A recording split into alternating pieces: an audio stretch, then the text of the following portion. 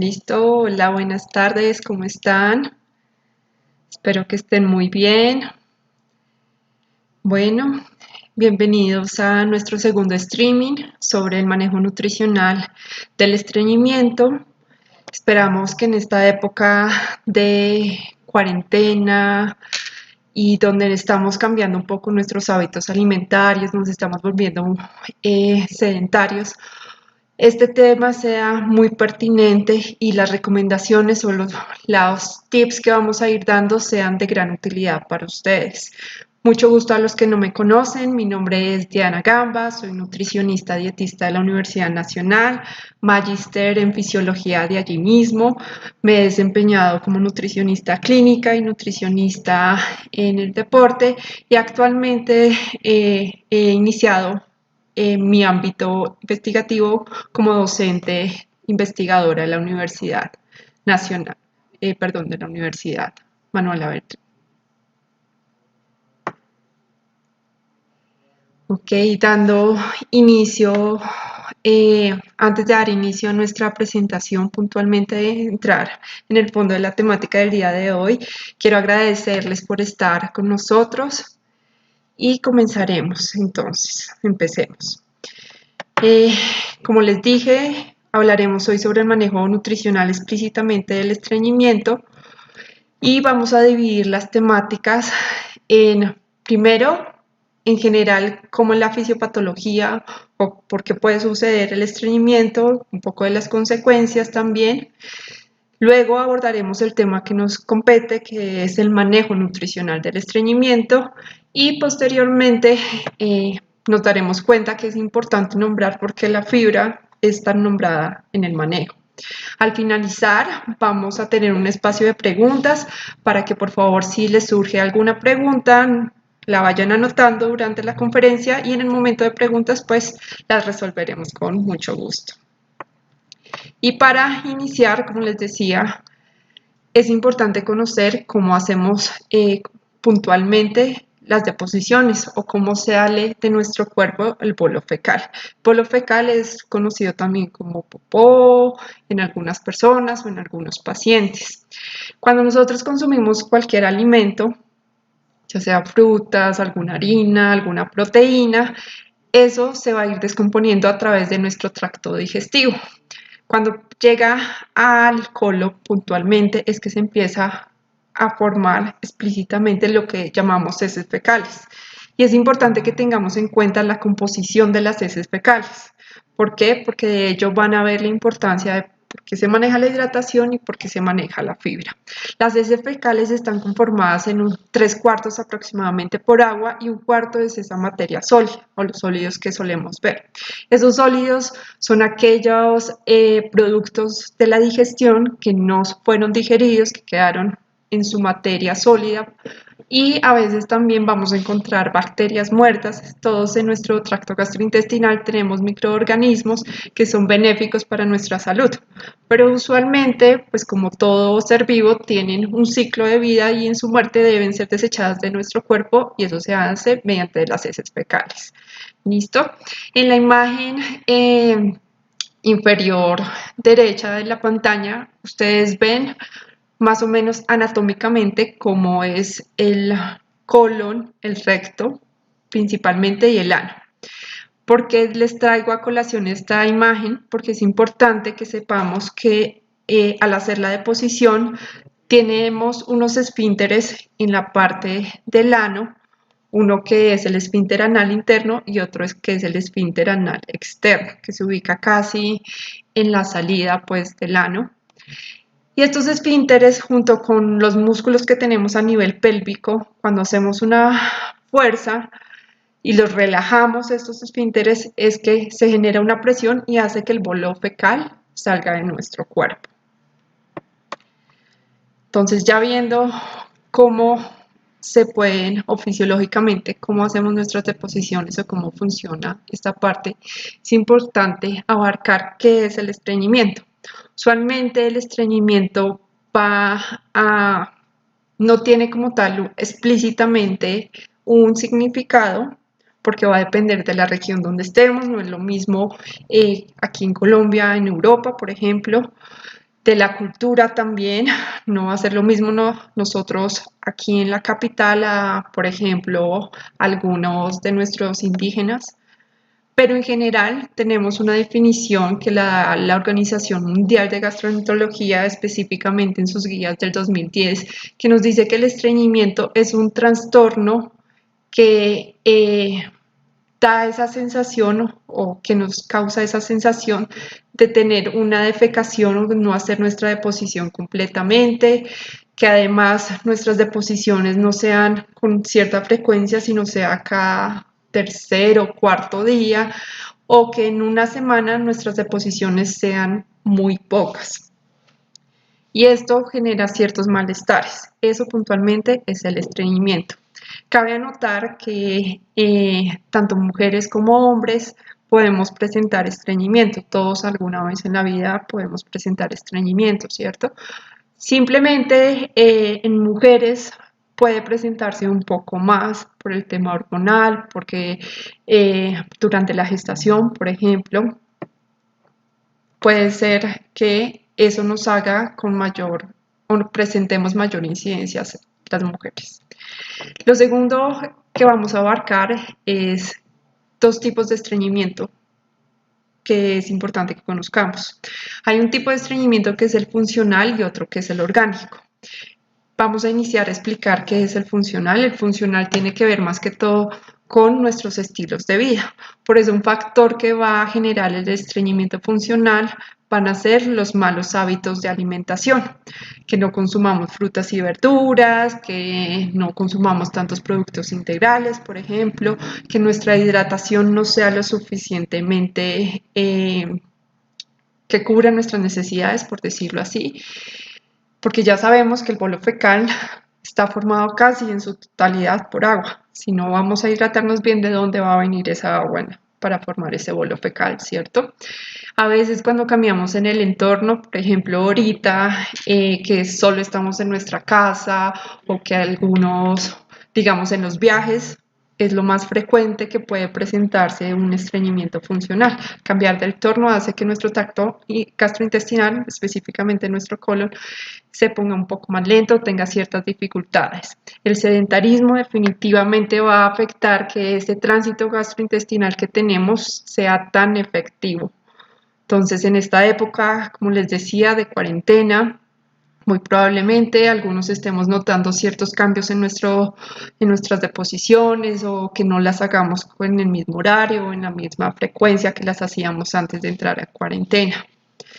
Hay otros factores que afectan o que por el que puede presentarse, perdón, el estreñimiento funcional explícitamente, digamos, es el envejecimiento, nos hace ir disminuyendo un poco ese peristaltismo o esos movimientos a nivel del intestino. A veces la salud mental también puede afectarnos, por ejemplo, si estamos deprimidos, ansiosos. Entonces, en esta época todos creo que en algún punto de la cuarentena hemos tenido un poco de ansiedad y eso puede afectarnos un poco el peristaltismo, ¿cierto?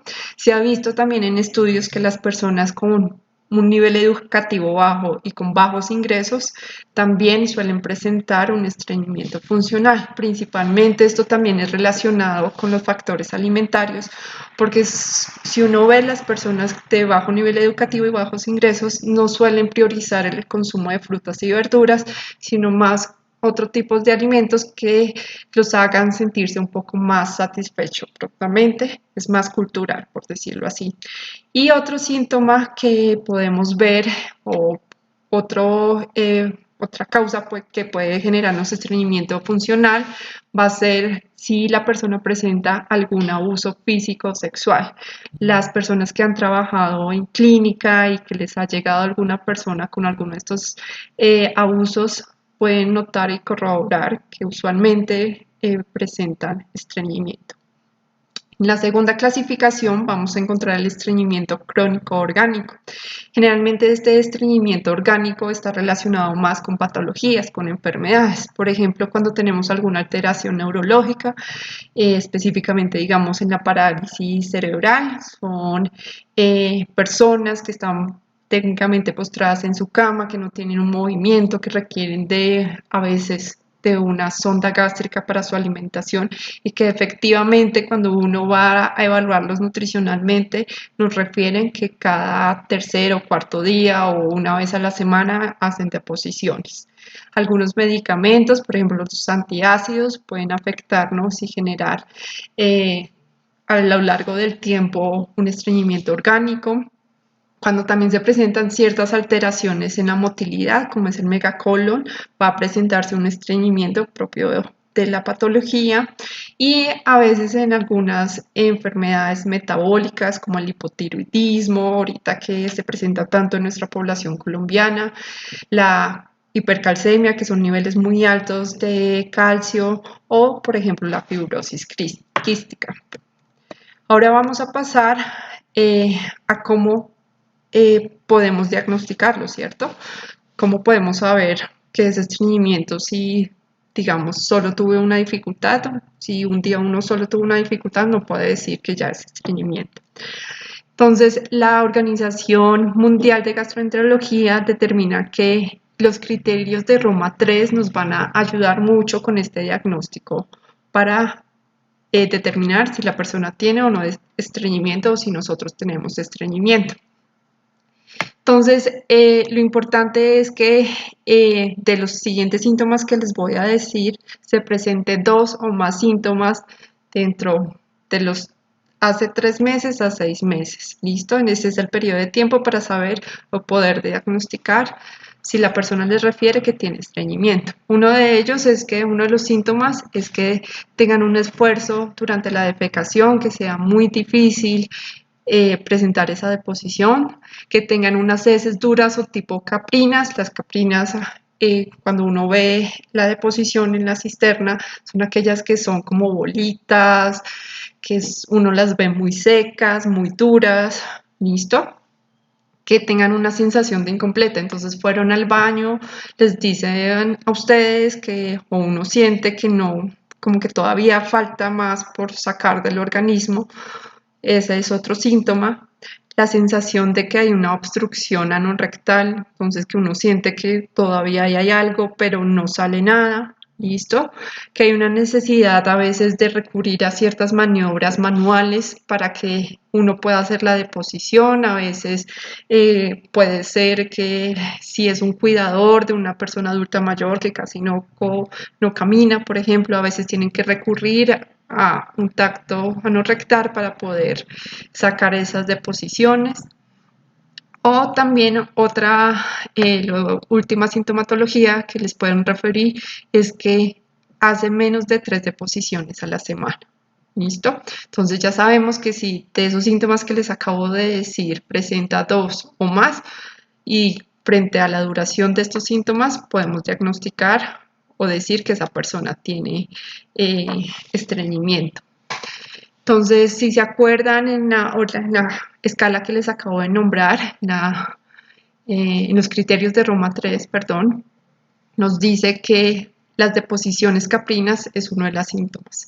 Pero ¿cómo podemos a veces preguntarle a los pacientes que cómo están haciendo las deposiciones? A veces no es tan factible, no es tan fácil que uno acceda, digámoslo así, a que le digan a uno, sí, mira, mi deposición está de tal forma. De hecho, uno no suele hablar de eso porque es como un tabú, pero debe ser normal que en la consulta la persona le pueda decir a usted o uno mismo puede identificar esta consistencia de las deposiciones.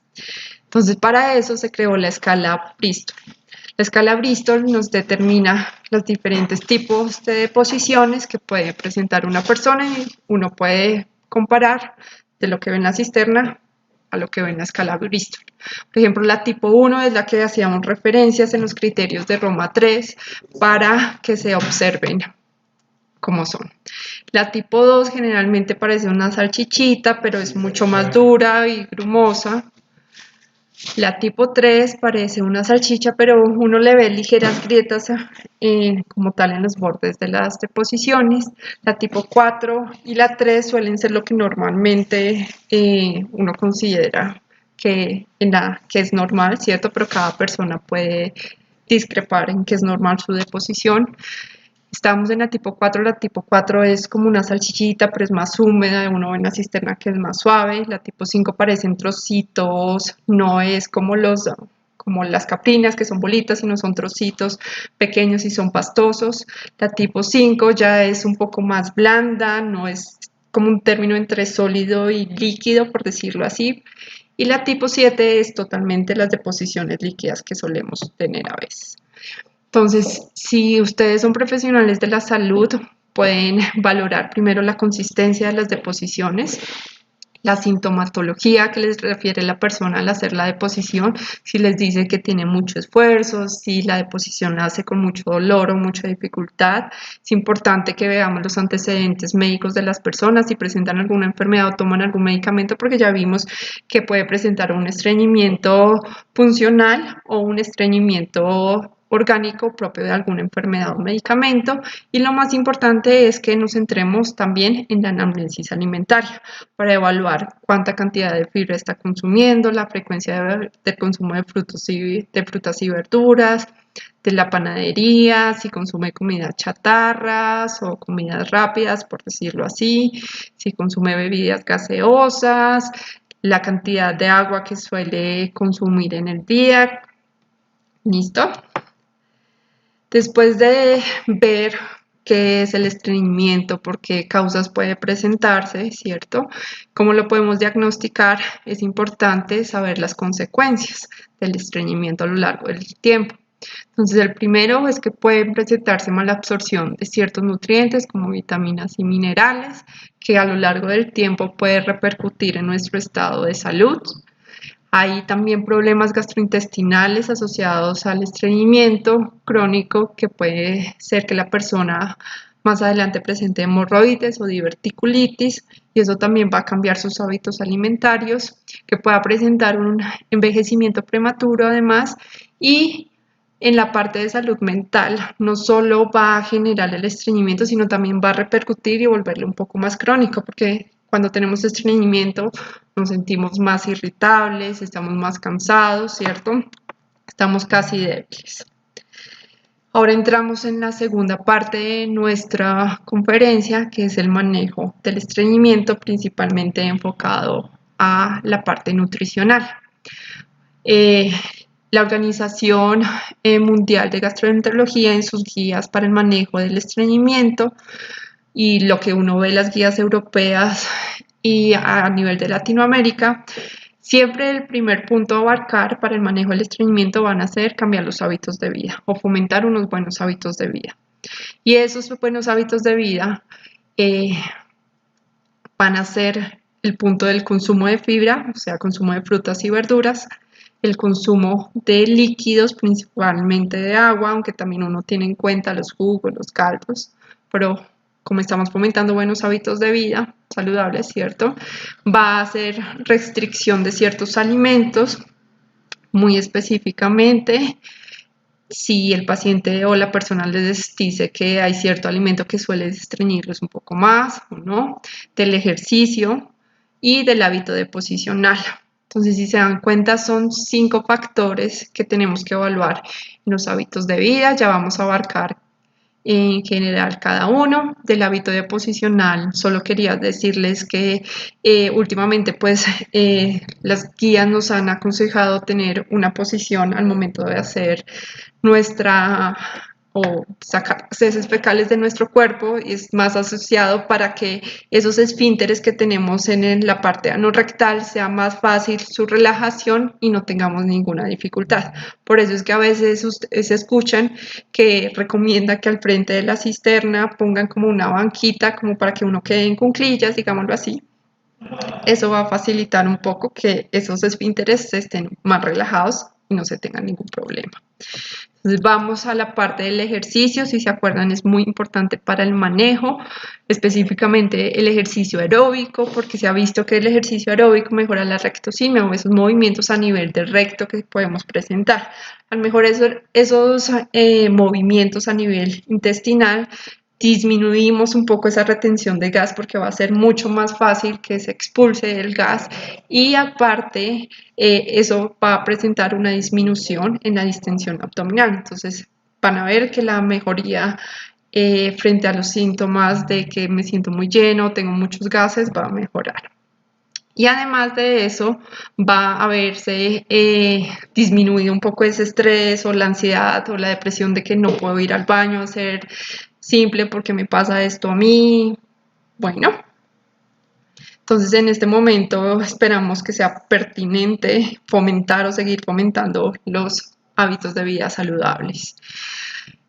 En cuanto a los alimentos a evitar, las guías nos sugieren que es importante disminuir el consumo de azúcar porque se ha visto que las personas con sobrepeso y obesidad suelen tener una mayor predisposición a presentar estreñimiento, pero es más asociado a los malos hábitos de vida saludables. Lo segundo es que recomiendan es evitar cenas tardías. Específicamente tardías se refieren más allá de las 9 de la noche, por lo que sugieren siempre es que uno consuma su último tiempo de comida 2 horas antes, hora y media antes, para evitar esta dificultad al momento de hacer las deposiciones, ¿cierto? Pero lo que se recomienda usualmente es que estemos cenando entre 6:30 a 8 de la tarde, por mucho. Importante evitar el consumo de grasas, principalmente animales, margarinas o mantequillas, porque esto va a hacer que se produzca mucho más gas, por lo que tanto va a sentir más la sintomatología la persona. Disminuir también sugieren el consumo de carne de res y alimentos ultraprocesados. Alimentos ultraprocesados son los embutidos, papas de paquete, gaseosas, ¿listo? Y primordialmente evitar el consumo de alcohol y de cigarrillo como medidas para evitar. ¿Listo? Vamos ahora a entrar a nuestro punto importante también, que es, todos nos preguntamos por qué es importante la fibra, ¿cierto? La fibra es esos carbohidratos que nuestro cuerpo no es capaz de digerir, digámoslo así. Esa fibra, hay unas recomendaciones, siempre a veces a nivel mundial, a veces cada país la tienen. Por eso les pongo en la pantalla en este momento la resolución 3830-03, del 2016, donde a nivel de Colombia se establecen las recomendaciones de ingesta de energía y de nutrientes y específicamente nos dice por género, por edad, cuál es el requerimiento a nivel de Colombia de esa fibra. Entonces, si nos damos cuenta, generalmente cantidades grandes de fibra se empiezan a ver aumentadas, digámoslo así, desde los 4 años hasta que uno tiene aproximadamente 50 años, debe consumir como unos 25 gramos de fibra al día. Y en mujeres gestantes van a ver que el aumento de esta cantidad de fibra es significativo. Pasando después de los requerimientos de fibra, es importante saber que hay dos tipos de fibra, la soluble y la insoluble. La fibra soluble es aquella que nos retrasa un poco el vaciamiento gástrico. El vaciamiento gástrico es ese paso de nuestro estómago del alimento al intestino delgado.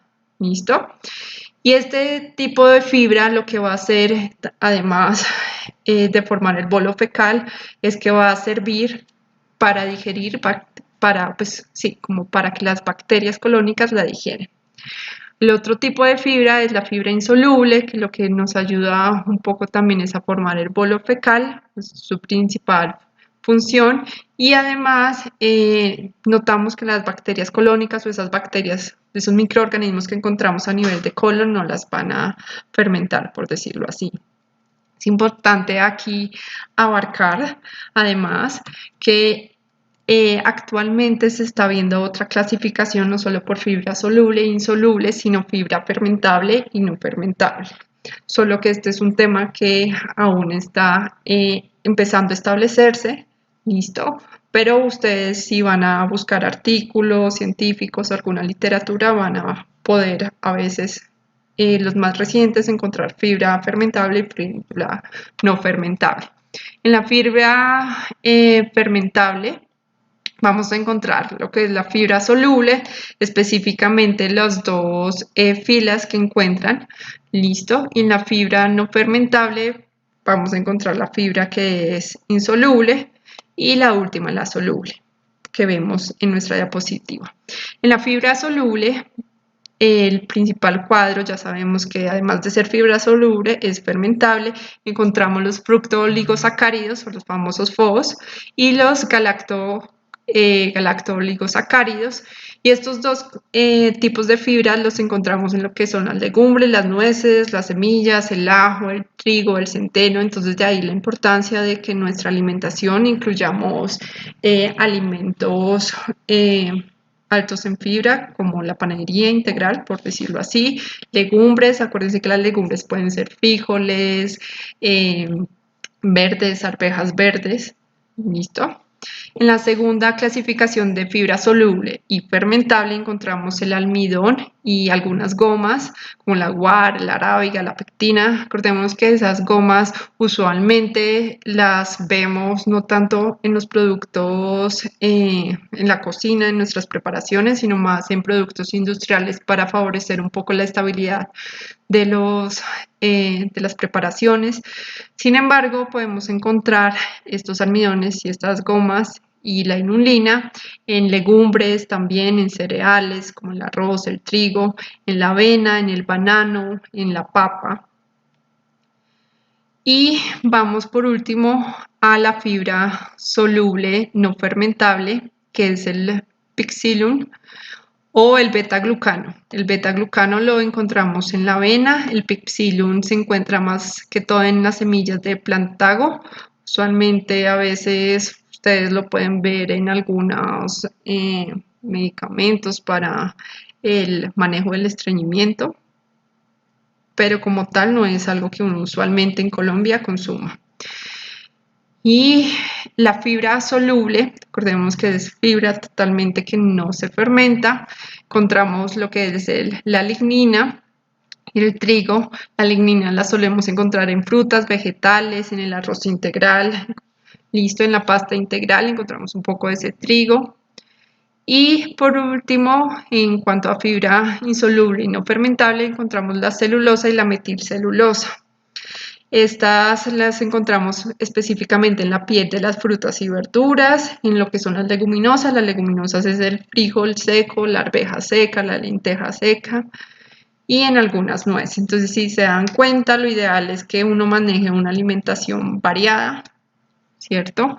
No específicamente solo con el pan integral, vamos a cubrir el requerimiento, no.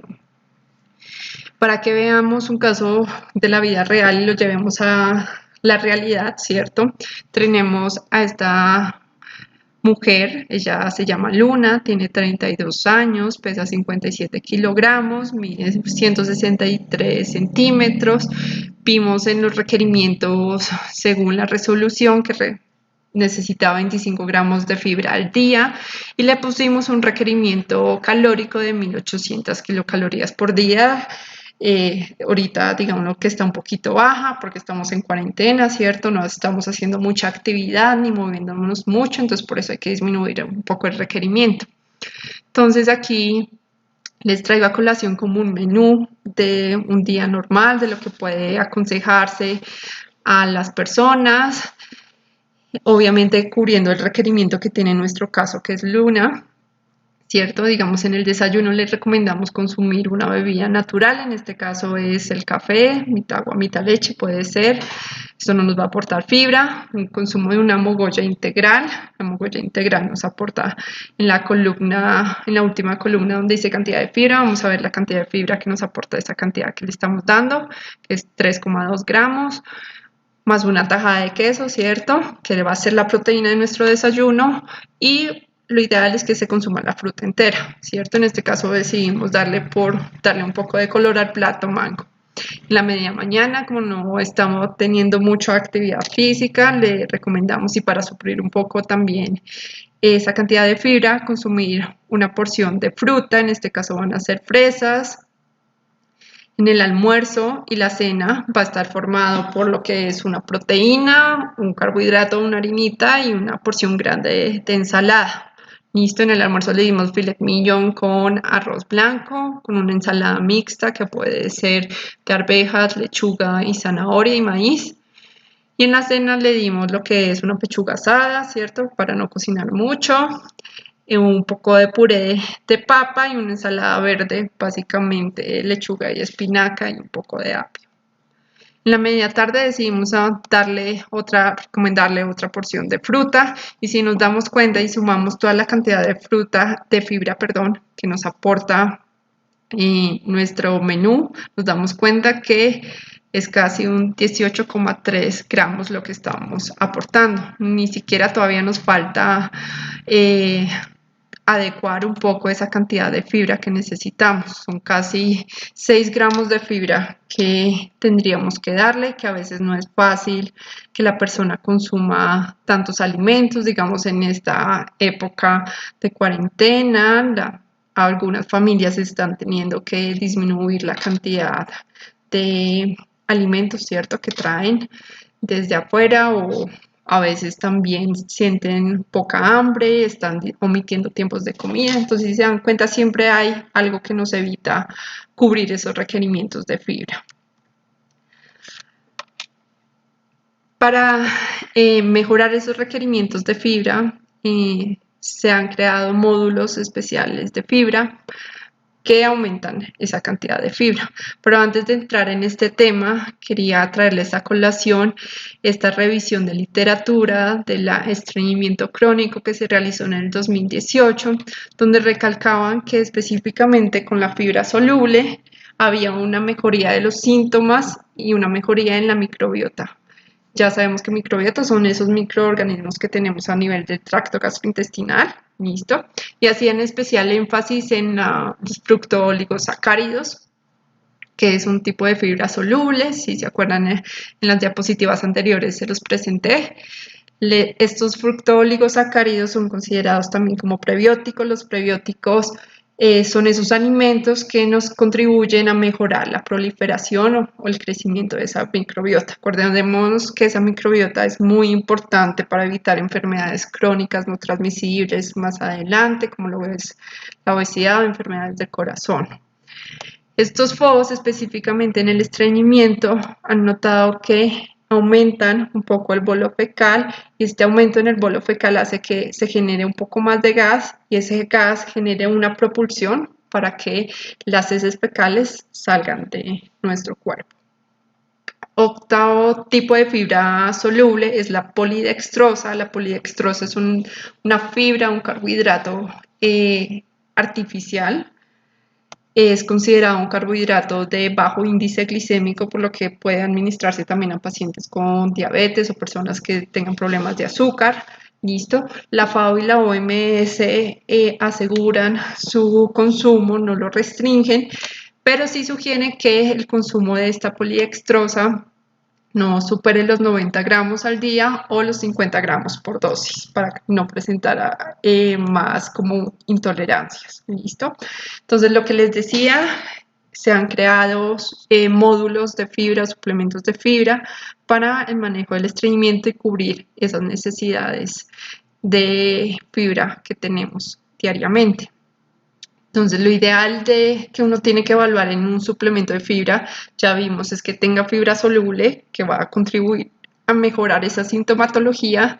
Y aparte, tenemos que evaluar es que sea de un fácil consumo y que la porción de fibra que trae no sea tan poquita, ¿listo? Sino que sea una porción adecuada que nos permita cubrir el requerimiento, que no tenga que tomarse como 4 vasos para poder cubrir el requerimiento, por ejemplo, porque estamos dándole o quitándole lugar un poco a lo que es la alimentación natural, ¿cierto?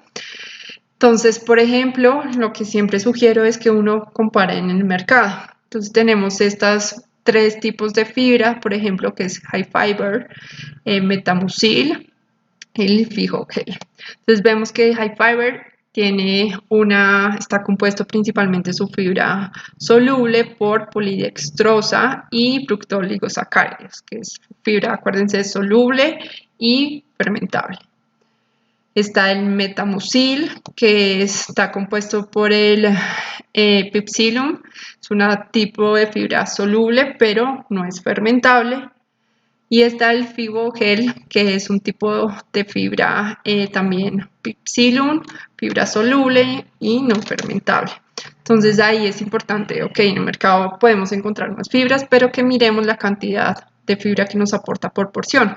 Por ejemplo, las de metamucil y fibor nos aportan aproximadamente como 6 gramos en una sola porción, mientras que con high fiber en solo 30 mililitros vamos a aportar lo que son 12 gramos de fibra. Entonces, si se dan cuenta perfectamente en nuestra dieta o en el plan que le dimos a nuestra persona o que le sugerimos, le podemos agregar una porción de high fiber y ya ahí estaría cubriendo su requerimiento de fibra sin necesidad de que presente alguna sintomatología o que consuma mucho más de lo recomendado.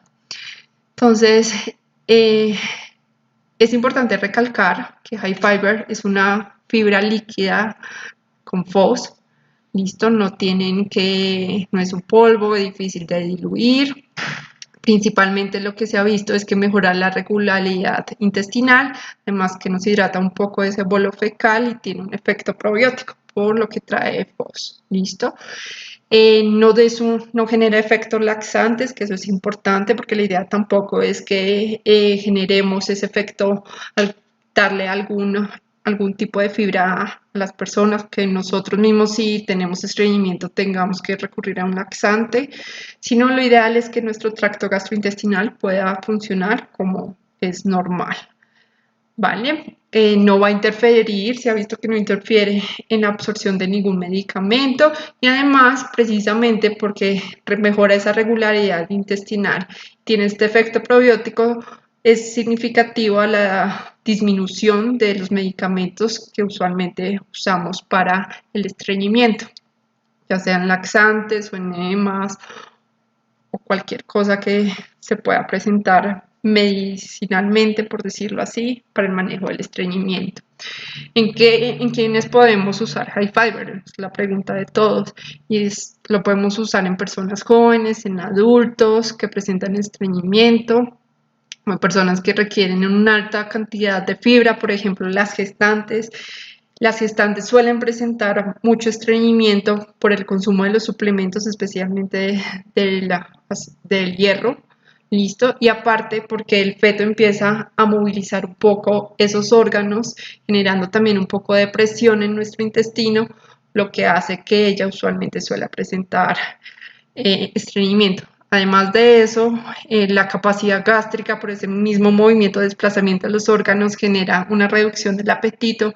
Entonces, a pesar de que uno ve a veces a las mujeres gestantes comiendo o diciendo que tienen mucha hambre seguido, en general suelen llenarse muy fácilmente y va a ser más difícil cubrir este requerimiento de fibra. Esta fibra la podemos dar vía oral o por sonda gástrica. Acuérdense que también hay un estreñimiento que se puede presentar principalmente en alteraciones neurológicas como la parálisis cerebral. Y lo importante también es saber cómo la vamos a consumir, ¿cierto? Entonces lo ideal es que en la primera semana del consumo de esta fibra se administre una porción. La porción de high fiber es de 30 mililitros. Se puede diluir en 90 mililitros o más, lo que ustedes prefieran, en alguna bebida fría o caliente. Listo, puede ser un jugo, ¿cierto?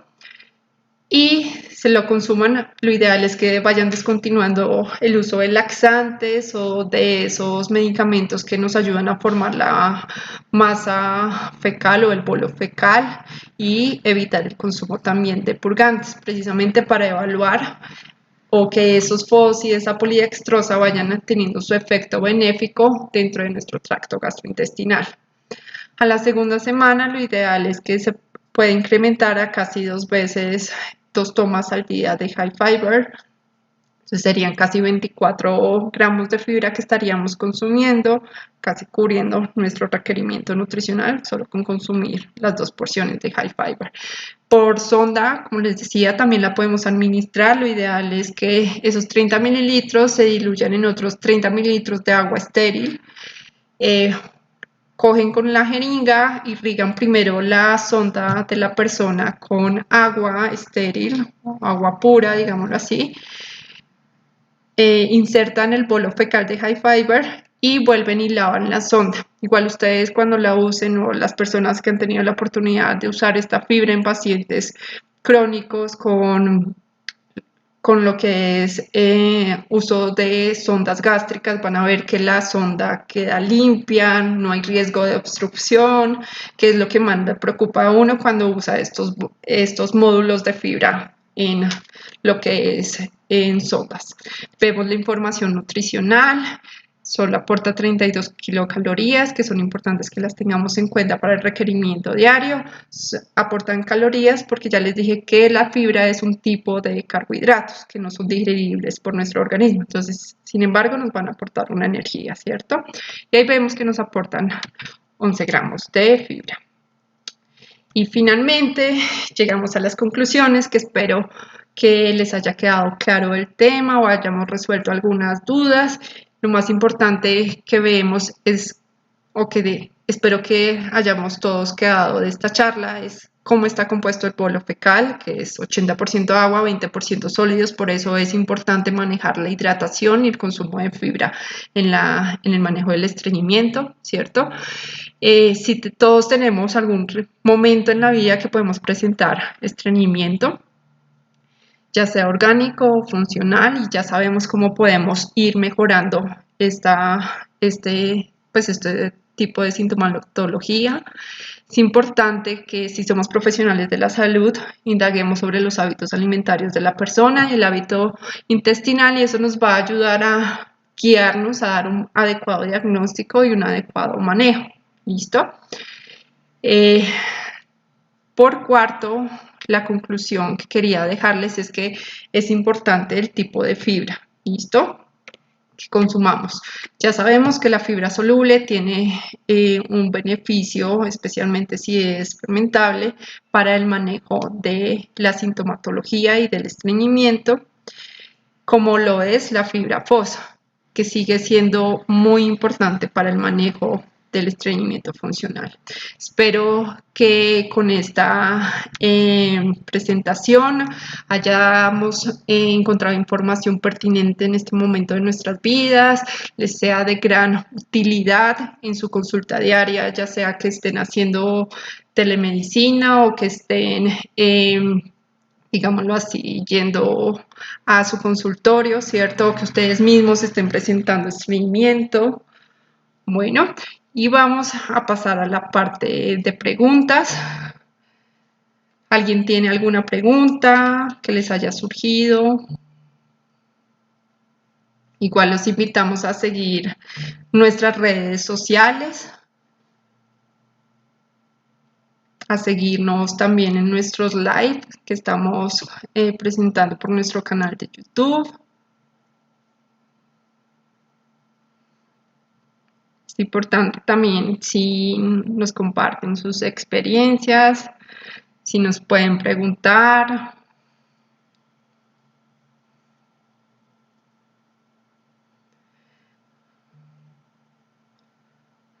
Hay una pregunta que nos están haciendo, que es si las personas con diabetes pueden tomar fibra high fiber. Sí, sí la pueden tomar.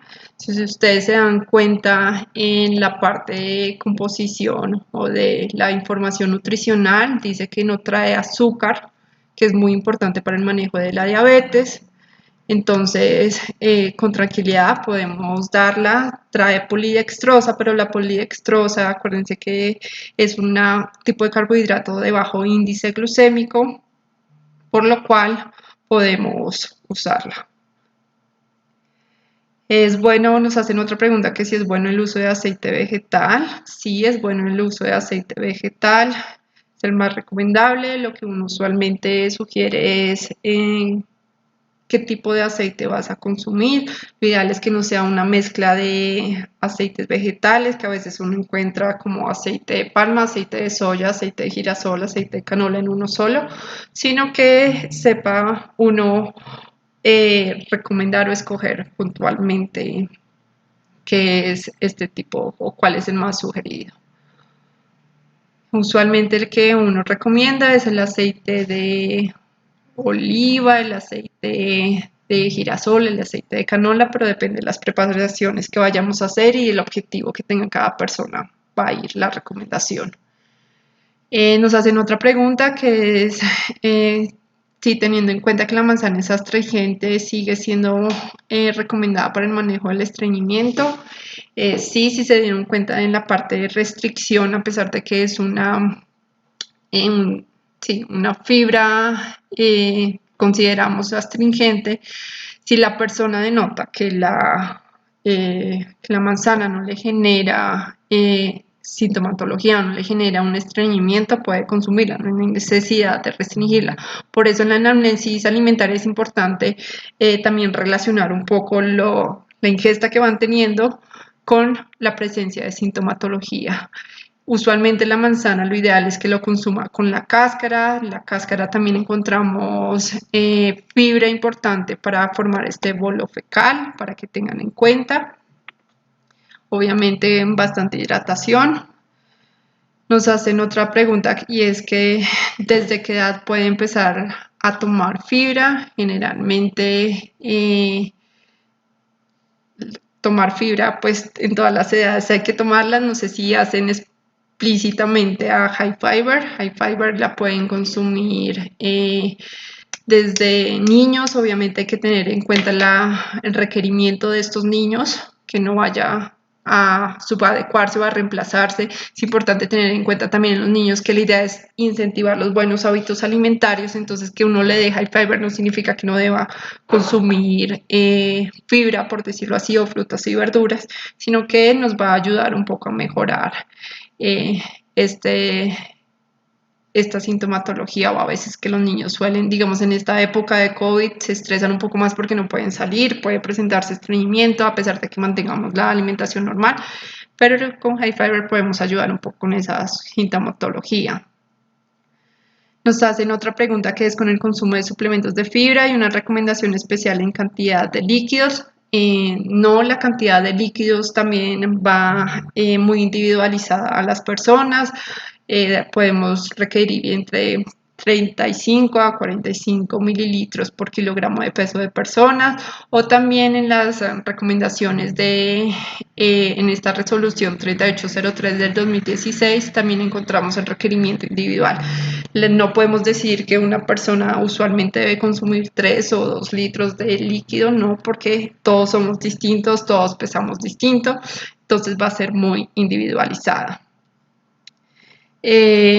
Hay otra pregunta y es ¿por qué no comer carne de res cuando se padece de estreñimiento? A veces lo que sugieren o lo que la evidencia científica dice de no comer carne es que primero la carne, la fibra de la carne de res es un poco más difícil de romper, por lo que puede presentarse un aumento del bolo fecal, digámoslo así, en cuanto a la masa. Pero lo ideal es que se disminuya el consumo de esta carne de res, no que se evite, porque la carne de res también vemos otros beneficios como es el aumento del consumo de hierro o mejorar ese requerimiento. Listo, con estas preguntas cerramos. Gracias nuevamente por estar con nosotros. Recuerden seguir nuestras redes sociales, como ya los invité. Les agradezco mucho por estar conmigo en esta charla entre amigos, entre colegas. Y espero que haya sido muy útil la información que les hemos dado hoy. También recuerden que la fibra o nutrition puede conseguirlas en la página web que es www.lfe.com.co. Están haciendo domicilios actualmente. Gracias por estar conmigo.